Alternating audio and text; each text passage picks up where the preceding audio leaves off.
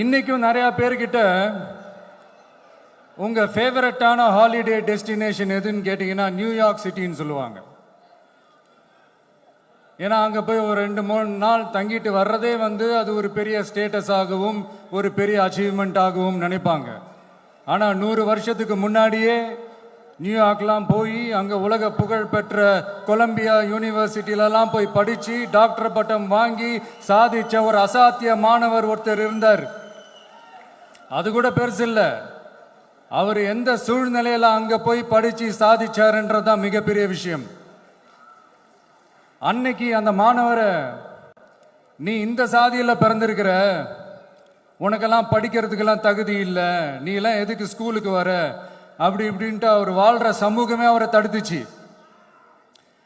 அதையும் மீறி அந்த மாணவர் பள்ளிக்கூடம் போனால் சக மாணவர்களுடன் சரிசமாக உட்கார்ந்து படிக்க அவருக்கு அனுமதி இல்லை. தாக எடுத்தா தண்ணி கூட குடிக்க முடியல. அப்படி அத்தனை சக்திகளும் அவருக்கு எதிராக இருந்தது. ஆனால் ஒரே ஒரு சக்தி மட்டும்தான், நீ படி, எத்தனை தடைகள் வந்தாலும் படி, தொடர்ந்து படி அப்படின்னு சொல்லிக்கிட்டே இருந்தது. அதுதான் அந்த மாணவருக்குள்ள இருந்த அந்த வைராக்கியம். அந்த சின்ன வயசுல அந்த மாணவருக்குள்ள எப்படி அப்படி ஒரு வைராக்கியம் வந்துச்சுன்னு நினைச்சு பார்க்கும்போது உண்மையிலே பிரமிப்பாக தான் இருந்துச்சு. அந்த வைராக்கியம் தான் அந்த மாணவரை பிற்காலத்தில் இந்த நாட்டோட ஒரு தலை சிறந்த இன்டெலெக்சுவலா டிரான்ஸ்ஃபார்ம் ஆகிறதுக்கும் காரணமா இருந்துச்சு. எனக்கு தெரிஞ்ச உலக வரலாற்றிலே இப்படி ஒரு டிரான்ஸ்ஃபர்மேஷனை யாரும் பார்த்திருக்க மாட்டாங்க. அந்த மாணவர் வேற யாரும் இல்லை, நம்மளுடைய அண்ணல் அம்பேத்கர் அவர்கள் தான்.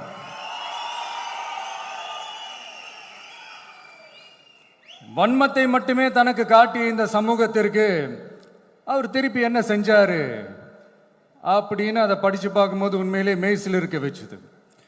பிறப்பால் நாம் அனைவரும் சமம், நீ எந்த சாதியில் பிறந்திருந்தாலும் எந்த மதத்தை பின்பற்றினாலும் சட்டத்தின் முன் நாம் அனைவரும் சமம் அப்படிங்கிற ஒரு உயரிய கோட்பாட்டை உறுதி செய்யும் நம் நாட்டின் அரசியல் சாசன சட்டத்தை வழங்கி நம்ம நாட்டில் இருக்கிற எல்லாருக்குமே ஒரு பெருமை தேடி தந்தவர்.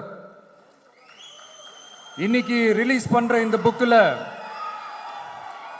எல்லோருக்குமான தலைவர் அம்பேத்கர் அப்படின்ற அந்த புக்கில் ஒரு 100க்கும் மேற்பட்ட கட்டுரைகள், நேர்காணல்கள் எல்லாமே இருக்குது. அதில் என்ன ரொம்ப யோசிக்க வச்சது அவர் எழுதின அந்த பயோகிராஃபி தான். வெயிட்டிங் ஃபார் அ வீசான்னு சொல்லி அதுக்கு தலைப்பு வச்சிருந்தார். அதில் அவர் லைஃப்பில் ஃபேஸ் பண்ண விஷயங்கள், அவரை பாதித்த விஷயங்கள் எல்லாமே கிட்டத்தட்ட ஒரு 6 சம்பவங்கள் பற்றி அதில் குறிப்பிட்டிருந்தார். அதில் ஒரு 2 விஷயம் ரொம்ப பாதித்தது என்னென்னா, அதில் ஒன்று, அவருக்கு 9 இயர்ஸாக இருக்கும்போது அவரும் அவருடைய பிரதரும் வெளியூரில் இருக்கிற அவங்க அப்பாவை பார்க்கறதுக்காக போகிறாங்க. அப்போ ட்ரெயின்லேருந்து இறங்கி இந்த மாட்டு வண்டிக்காக வெயிட் பண்ணிகிட்டு இருக்கும்போது ஒருத்தர் கூட அவங்கள ஏற்றிட்டு போகிறதுக்கு தயாராக இல்லை. ஏன்னா அந்த அளவுக்கு தீண்டாமை கொடுமை. அப்புறம் கொஞ்சம் எக்ஸ்ட்ரா பணம் காசெல்லாம் கொடுக்குறோன்னு ஒரு வண்டிக்காரர் ஒத்துக்கிறார். அப்போ கூட அந்த வண்டிக்காரர் என்ன பண்ணுறாருன்னா, அந்த பசங்களை வண்டி ஓட்ட சொல்லிட்டு இவர் தீட்டு பட்டுடும்னு சொல்லி வண்டியில் ஏறாமல் நடந்து போகிறார்.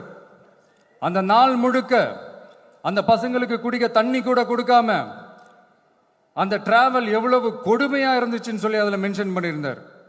2வது, அதே அம்பேத்கர் அவர்கள் அமெரிக்கா பிரிட்டன்லாம் போய் படித்து டாக்டர் பட்டம்லாம் வாங்கி சாதிச்சு ஒரு பெரிய வழக்கறிஞராக இந்தியாவுக்கு திரும்ப வராரு.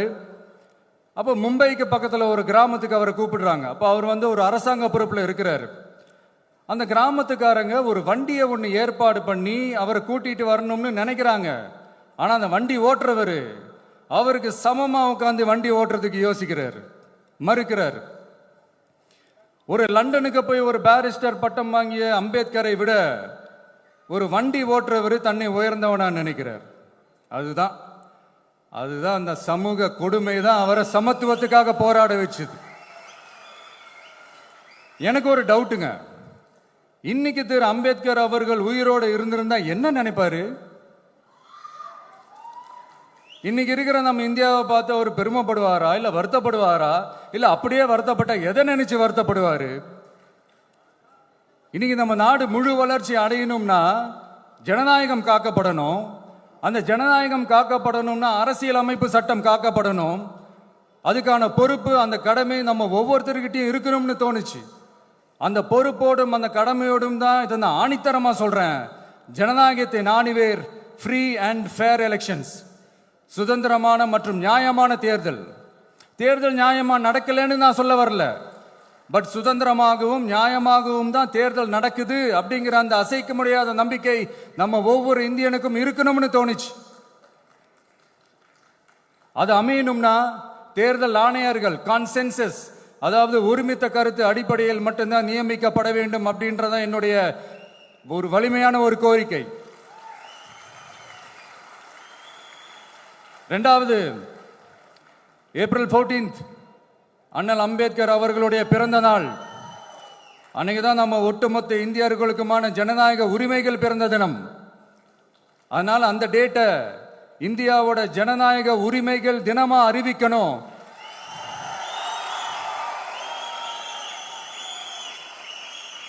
அப்படின்றத என்னுடைய இன்னொரு தாழ்மையான ஒரு வேண்டுகோள். அது இந்திய ஒன்றிய அரசிடம் நான் முன்வைக்கிறேன்.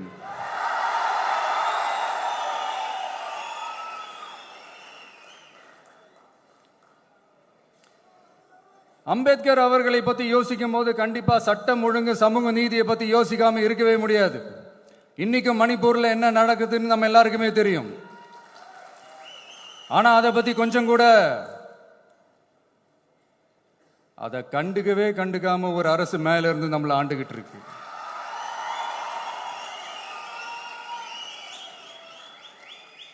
சரி, அங்கதான் அந்த அரசு அப்படி இருக்குன்னா இங்க இருக்கிற அரசு எப்படி இருக்கு?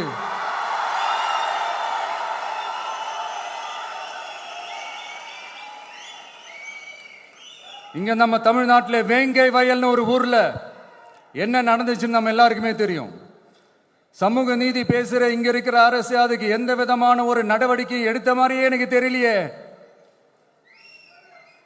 இவ்வளவு காலங்கள் தாண்டி, இத்தனை வருஷங்கள் தாண்டி ஒரு துரும்ப கூட கிள்ளி போடலையே. அதுதான் இதெல்லாம் இன்னைக்கு அம்பேத்கர் அவர்கள் இன்னைக்கு பார்த்தாருன்னா வெக்கப்பட்டு தலை குனிஞ்சு போவார்ல. கரெக்ட், நம்ம நடக்கிற பிரச்சனைகள், நடக்கிற கொடுமைகளுக்கெல்லாம் நம்ம குரல் கொடுக்கணும். ஆனா நடக்கிற பிரச்சனைகள் ஒன்னா ரெண்டா?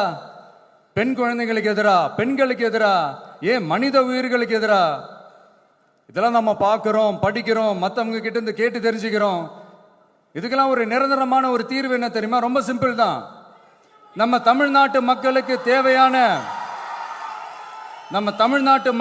தேவையான அடிப்படை வசதிகளை பாதுகாப்புடன் முறையாக முழுமையாக அளிக்கும், மக்களை உண்மையாகவே நேசிக்கிற ஒரு நல்ல அரசு.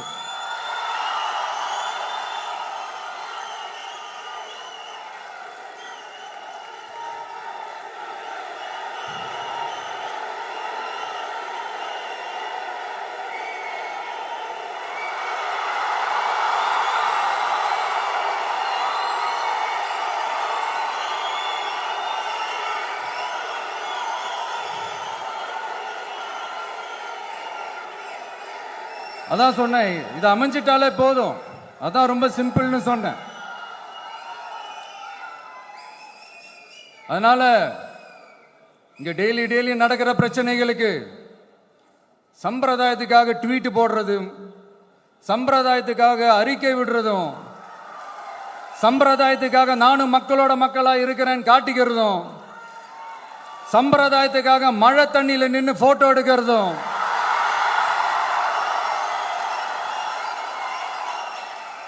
எனக்கு அதுல கொஞ்சம் கூட உடன்பாடே இல்லை. பட் என்ன பண்றது, நம்மளும் சம்பிரதாயத்துக்காக சில நேரத்தில் அந்த மாதிரி செய்ய வேண்டியதா போயிடுது. அதாவது நான் என்ன சொல்ல வரேன்னா, மக்களோட உரிமைகளுக்காகவும் அவங்களோட உணர்வு பூர்வமாக இருக்கணும். என்ன ஒவ்வொருத்தரும் அவங்க குடும்பத்தில் ஒருத்தனா நினைச்சிட்டு இருக்கிற அவங்க தமிழ்நாட்டில் அவங்களுக்கு எங்க என்ன பிரச்சனை நடந்தாலும் அவங்களோட உரிமைகளுக்காகவும் அவங்களோட உணர்வு பூர்வமாக இருப்பேன். எப்பவுமே அப்படிதான் இருப்பேன்.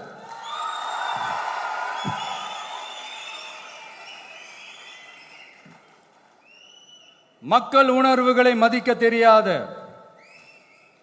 மக்களுக்கு அடிப்படை சமூக நீதியான பாதுகாப்பை கூட உறுதி செய்ய இயலாத, கூட்டணி கணக்குகளை மட்டுமே நம்பி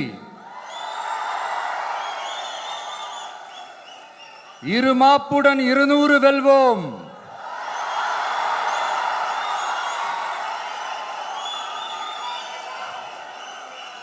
என்று எகத்தால முழக்கமிடும் மக்கள் விரோத ஆட்சியாளர்களுக்கு என் மக்களோடு இணைந்து நான் விடுக்கும் எச்சரிக்கை.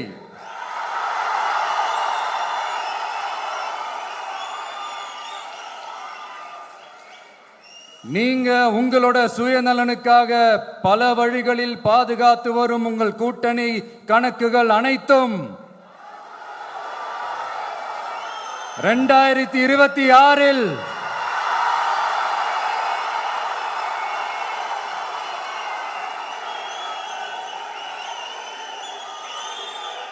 மக்களே மைனஸ் ஆக்கி விடுவார்கள். மக்களே மைனஸ் ஆக்கி விடுவார்கள். மக்களே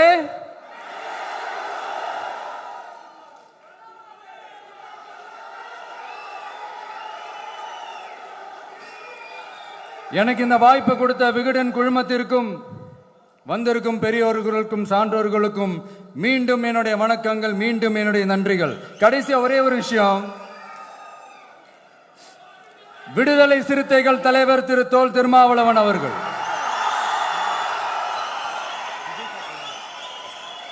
அவங்களால இன்னைக்கு வர முடியாம போச்சு.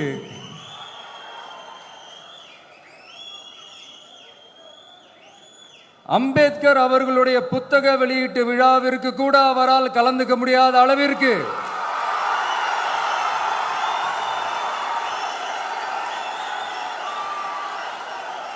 கூட்டணி கட்சிகள் சார்ந்து எவ்வளவு பிரஷர் இருக்கும் என்று என்னால் யூகிக்க முடிந்தாலும் நான் இப்ப சொல்றேன், அவருடைய மனசு முழுக்க முழுக்க இன்னைக்கு நம்மளோட தான் இருக்கும். நன்றி, வணக்கம்.